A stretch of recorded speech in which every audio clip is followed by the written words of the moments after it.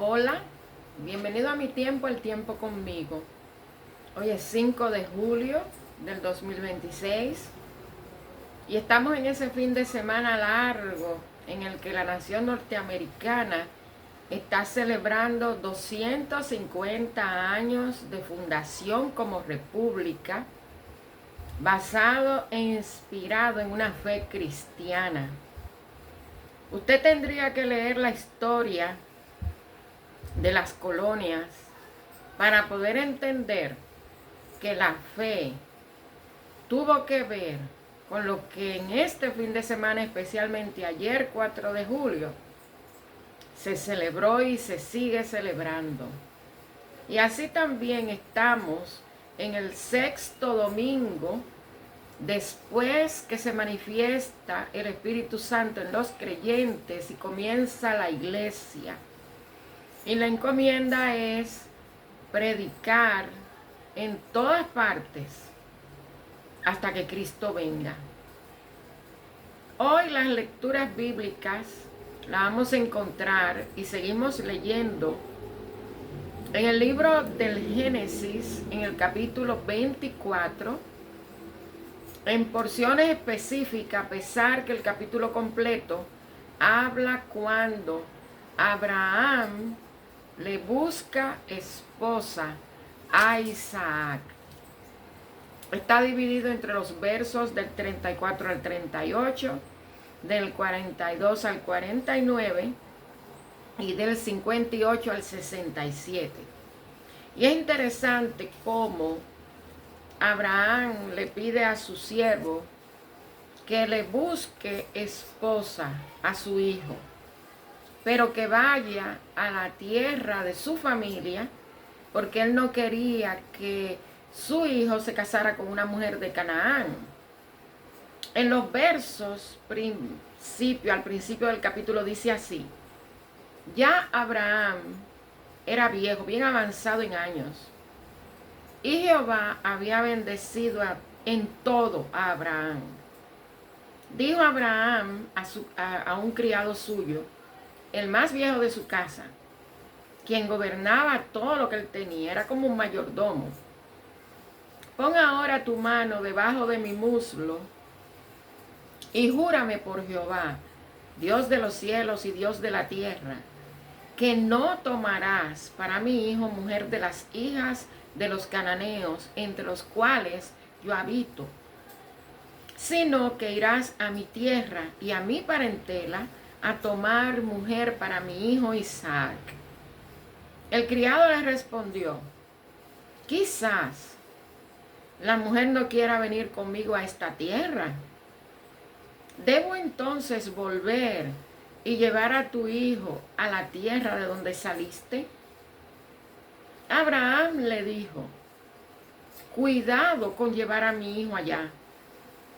Jehová Dios de los cielos, que me tomó de la casa de mi padre y de la tierra de mi parentela, y que me habló y me juró, diciendo: a tu descendencia daré esta tierra. Él enviará a su ángel delante de ti para que tú traigas de allá mujer para mi hijo. Pero si la mujer no quiere venir contigo, quedarás libre de tu compromiso. Solamente que no lleves allá a mi hijo. Entonces el criado puso su mano debajo del muslo de Abraham, su señor, y le juró sobre este asunto. Entonces así es como él se prepara para ir a la tierra de su familia, la de Abraham, fuera de Canaán, a buscarle esposa a su hijo Isaac. Y yo les invito a que ustedes lo lean completo el capítulo, porque hay una dinámica interesante que se da con el sirviente, pero también en relación a cómo él se prepara con Dios para cuando llegue ese momento de que él pueda escoger para Isaac la mujer exacta, la mujer que él necesitaba. Por su parte, las lecturas del calendario litúrgico sugieren dos salmos. El primero es el Salmo 45, que es el salmo que es un cántico para las bodas, para el matrimonio del rey, donde habla de la compañía idónea, de cómo se prepara para vestirse con la dignidad que se merece. Pero también presenta el Salmo 72, el que yo estoy segura que muchas iglesias hoy escogieron, que es donde se habla en petición a Dios para que el rey tenga un reinado de justicia. Dice así: bendito Jehová Dios, el Dios de Israel, el único que hace maravillas. Bendito su nombre glorioso para siempre.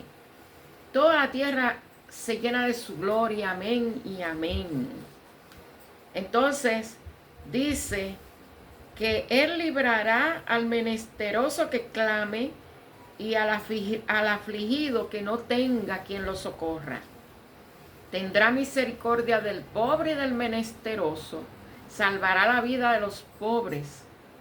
De engaño y de violencia redimirá sus almas, y la sangre de ellos será preciosa ante sus ojos. O sea que cuando usted lee el Salmo 72, se va a dar cuenta de cómo se le pide a Dios que ponga en el corazón del rey gobernar con justicia. Y aunque se gobierna para todos, el objetivo central es trabajar por los humildes, que son los más. Los pobres son más. Los necesitados siempre son más. Los desvalidos siempre son más. Los que esperan una respuesta de un gobernante sabio siempre son más. Entonces, a eso se le añade la carta que escribe el apóstol Pablo a la iglesia en Roma, que también seguimos leyendo, y recuerden que no es al Vaticano, sino a los creyentes en Roma, en el capítulo 7, en los versos del 15 al 25, que es la continuación de cuando el apóstol le habla del pecado que habita en el ser humano todavía, y él se pone de ejemplo. Pero cabe destacar que aunque Pablo habla de su humanidad y la dualidad que tiene el ser humano del bien y del mal, que viene después de la desobediencia, cuando ya el ser humano es echado de la presencia de Dios del jardín del Edén, ya el ser humano comienza a experimentar ese sentido del bien y del mal, porque acuérdense que del árbol que se tocó y se comió, por el que se desobedeció a Dios, fue precisamente el árbol del bien y del mal. Por eso es que cuando Satanás instiga para decir, primero miente, porque dice, él dice que ustedes no pueden comer de ningún árbol. Eso lo que pasa es, cuando viene la aclaración, que él no quiere que a ustedes se le abran los ojos. Entonces, cuando usted abre los ojos, cuando usted tiene conocimiento, cuando el entendimiento se le abre, se le alumbra, usted ya sabe discernir entre el bien y el mal. Entonces, el apóstol, para enseñarle a la iglesia en Roma, que era una iglesia de creyentes paganos, frente también a aquellos que venían del pueblo de Israel, que se sumaban, como él les enseña que él tiene una lucha, pero él sabe que él se deleita en la ley de Dios. Porque aunque usted quiere hacer una cosa y sabe que está mal, no necesariamente usted tiene que hacerla. Como hay personas que tienen el pecado como un deporte, que dicen una canción, una alabanza que escuché hace poco que decía, yo me caigo y tú me levantas, yo me caigo y tú me levantas.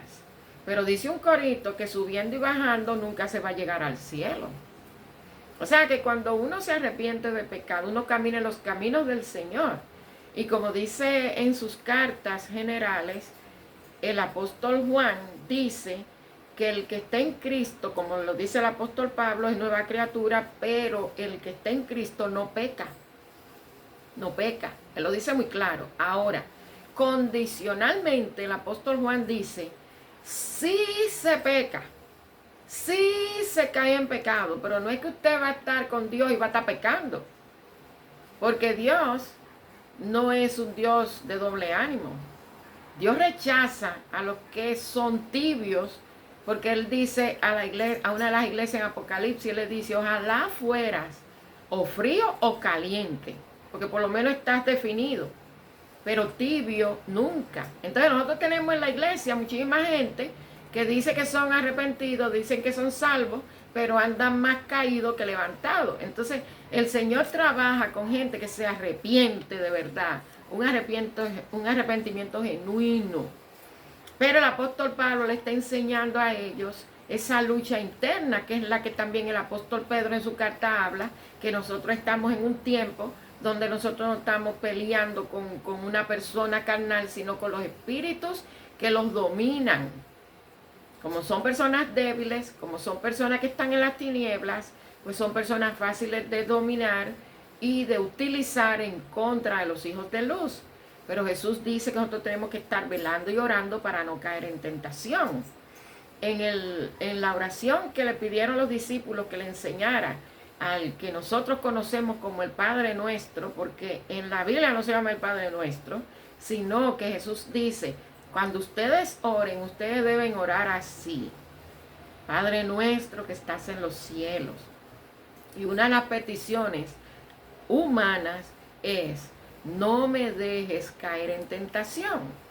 Entonces, cuando el apóstol Pablo habla de esa dualidad, él también dice que él se deleite en la ley de Dios. Y eso es una enseñanza también para los que pretenden vivir solamente en la gracia y echar de lado la ley de Dios. Porque si usted no cumple las leyes y los mandatos y los preceptos de Dios, usted va a caer en desgracia delante de Dios. Porque Jesús lo dijo 2 veces y lo dijo de muchísimas veces en diferentes formas, que toda la ley y la prédica de los profetas se resumen en 2 mandamientos. El primero, que es más importante, que es amar a Dios sobre todas las cosas, y se magnifica en el segundo, que es tan importante como el primero, que es amar al prójimo como a ti mismo. Entonces, Mateo 22:40 específicamente dice así, como lo dice en otro lugar. En esos 2 se resume toda la ley y los profetas. ¿Y a qué se refiere con la ley? Se refiere a los 5 libros del Pentateuco. Y los profetas, cuando Dios habla a través de hombres y mujeres para llevar el mensaje de Dios a la conciencia y al corazón. Por su parte, el Evangelio lo vamos a encontrar en el capítulo 11, también dividido en 2 porciones. La primera es versos 16 al 19 y 25 al 30 del capítulo 11. Y vuelvo y repito, del Evangelio de Mateo. Los versos del 16 al 19 tienen que ver con ese envío que hace Juan el Bautista estando en la cárcel para saber si Jesús era el Mesías o había que esperar a otro. ¿Y cuál es la respuesta de Jesús? Vayan y díganle que los ciegos ven, que los cojos andan, que los leprosos son limpiados, que los sordos oyen, que los muertos son resucitados, y a los pobres les es anunciado el Evangelio, y bienaventurado es el que no halle tropiezo en mí. Y sigue por ahí confrontando: ¿a quién salieron ustedes a ver? ¿O qué salieron ustedes a escuchar? Y ahí es donde le dice Jesús que es la lección de hoy en los versos del 16 al 19. Pero, ¿a qué comparar esta generación? Es semejante a los muchachos que se sientan en las plazas y gritan a sus compañeros diciendo: les tocamos flauta y ustedes no bailan. les entonamos canciones de duelo y ustedes no lloran. Porque vino Juan, ese se refiere a Juan el Bautista, que ni comía ni bebía, y dicen, demonio tiene. Vino el Hijo del Hombre, que se está refiriendo a Jesús a sí mismo, come y bebe, y dicen, este es un hombre comilón y bebedor de vino, amigo de publicanos, o sea, recaudadores de impuestos que trabajan para el Imperio Romano, y pecadores. Pero, dice Jesús, la sabiduría es justificada por sus hijos. Entonces sigue en la porción que enlaza los ayes a las ciudades que son impenitentes. Ay de ti, Corazín, ay de ti, Betsaida, ay de ti, Tiro y Sidón. Porque si no hacen lo que se debe hacer, el castigo va a ser peor que el de Sodoma y Gomorra. Ojalá en Sodoma y Gomorra se hubieran hecho los milagros que se han hecho en las ciudades que él menciona. Por tanto, dice el verso 24, les digo que en el día del juicio será más tolerable el castigo para la tierra de Sodoma que para ti, o sea, para Corazín, para Betsaida, para Tiro, para Sidón, para Nueva York, para Haití, para España, para República Dominicana, para Estados Unidos de Norteamérica, para Japón, para Hungría, para Ucrania. O sea que será más tolerable el castigo para Sodoma y Gomorra, más tolerable que el castigo que viene para esas ciudades, porque tienen el conocimiento de la palabra y la rechazan. Y dicen los versos del 25 al 30. En aquel tiempo, respondiendo Jesús, dijo, te alabo, Padre, Señor del cielo y de la tierra, porque escondiste estas cosas de los sabios y de los pequeños y de los entendidos, y las revelaste a los niños. Sí, Padre, porque así te agradó.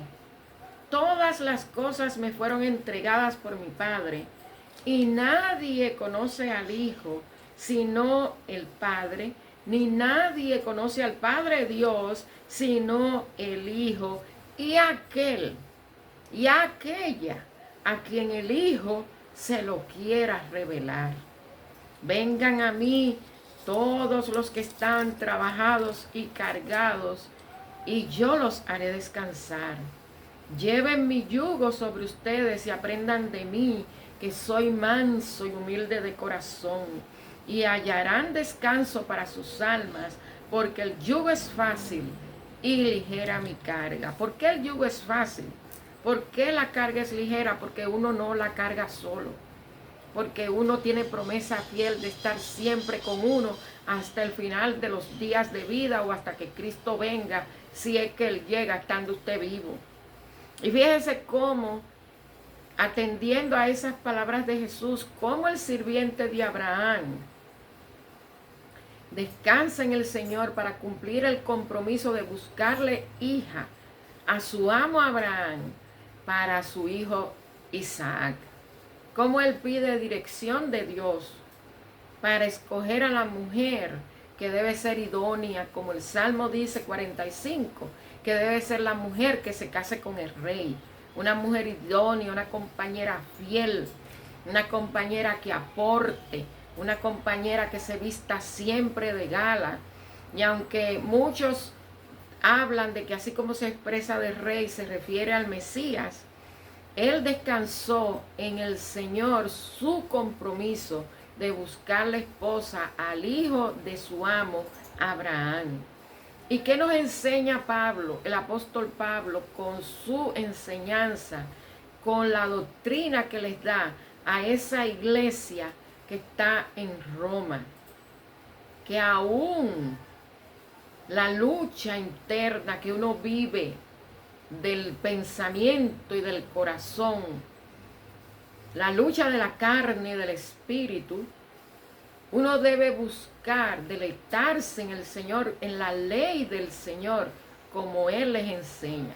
Porque una cosa es que usted sepa lo que tiene que hacer, y otra cosa es que la carne, su ambición, sus sueños, sin participación de Dios, lo que usted quiere, lo domine. Y la palabra dice que uno debe buscar la dirección de Dios, como lo dice el apóstol.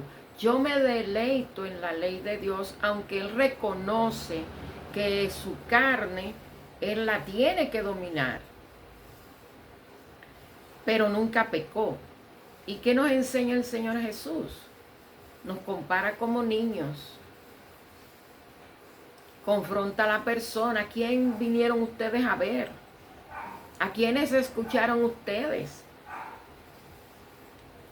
Y lo critican porque sí, a Juan decían que ni come ni bebía y tiene un demonio.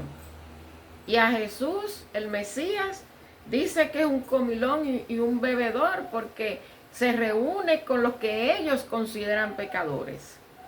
Porque mire, para usted catalogar a una persona de pecador, usted tiene que conocer muy bien en la Biblia lo que el Señor aborrece. Y el Señor es muy claro en lo que Él aborrece, que es pecado, que es rebelión. Cuando uno llega al punto de cometer el pecado, uno está en rebelión con Dios. Entonces, pero Jesús da la oportunidad de que uno se despoje de esa lucha. Porque aunque nosotros estamos en esa etapa de la lucha espiritual, de la carne contra el espíritu, porque estamos asediados por el enemigo, anda como león rugiente buscando a quien devorar, pero también tenemos muchos lobos vestidos de oveja en la iglesia y muchos apóstatas de la fe dentro del pueblo de Dios, la iglesia, en el templo o en la casa de reunión o en la sinagoga o en el teatro o en la tienda convertido en santuario. Y Él nos dice, vengan a mí los que estén cargados y cansados, que yo los haré descansar. Porque luchar contra el pecado, hermano, estar velando y orando para no caer en tentación, agota espiritualmente. Porque es una lucha que no es con sangre y carne, es contra cosas espirituales que nosotros estamos luchando, que dominan a los débiles. Entonces nosotros tenemos que estar todo el tiempo comunicados con el Señor en oración para no caer. Así que permite al Señor que esta experiencia de este sirviente, esa búsqueda específica de una esposa para un hijo, la esposa idónea, que aunque se lucha con lo que yo quiero, pero contra de lo que debe ser, que usted pueda deleitar en la ley de Dios. Aún uno es débil porque uno está en la carne, uno es un ser humano. Pero recuerde que el que está en Cristo, basado en un arrepentimiento, es una nueva creación. Y que el que está en Cristo no peca. Y si por casualidad cae en pecado sin darse cuenta, que por eso es que el rey David en uno de sus salmos dice, perdóname, oh Dios, por los pecados que me son ocultos. O sea, porque a veces uno dice y hace cosas, uno siente y piensa cosas que uno no ve que está pecando. Pero por eso uno debe ser humilde delante del Señor, para uno no caer.